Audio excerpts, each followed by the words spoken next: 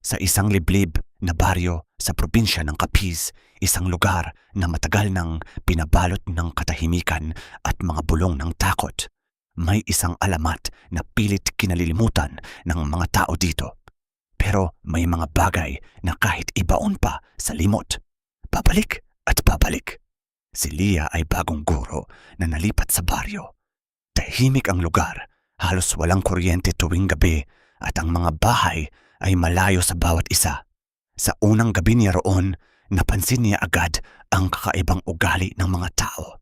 Pagsapit ng dilim, lahat ay agad nagsasara ng bintana, naglalagay ng bawang sa kanilang mga pintuan at may ilan pang nagwiwisik ng asin sa paligid ng bahay.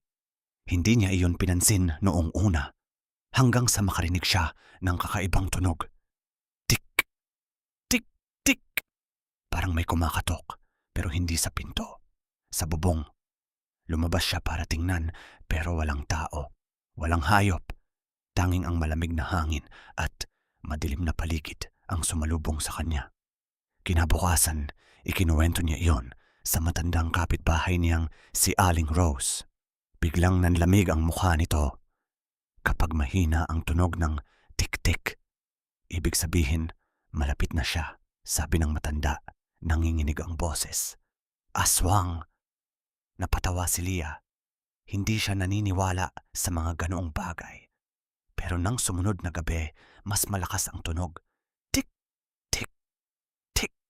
Kasabay nito, may naamoy siyang mabahong amoy, parang nabubulok na karne.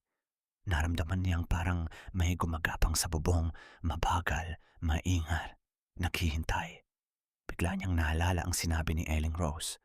Kapag mahina ang tunog, malapit na. Kinabukasan, may balita sa baryo.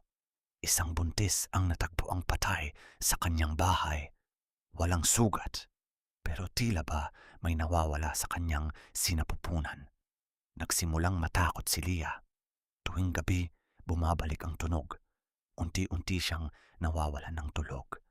Hanggang sa isang gabi, hindi na niya kinaya at sumilip siya sa kanyang bintana. At doon niya nakita.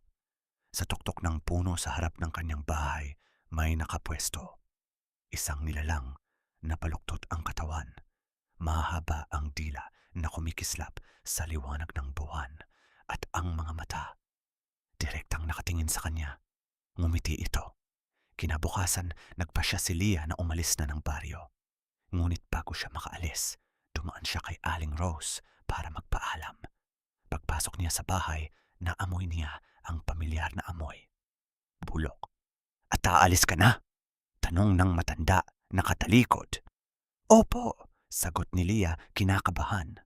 Dahan-dahang humarap si Aling Rose at doon niya nakita ang mga mata nito hindi na mukhang tao. At mula sa bibig nito, dahan-dahang lumabas ang mahabang, maitim na dila. Hindi ka na makakaalis, bulong nito. Sa labas muling narinig ang tunog. Tik, tik, tik. Pero ngayon, galing na ito sa loob ng bahay.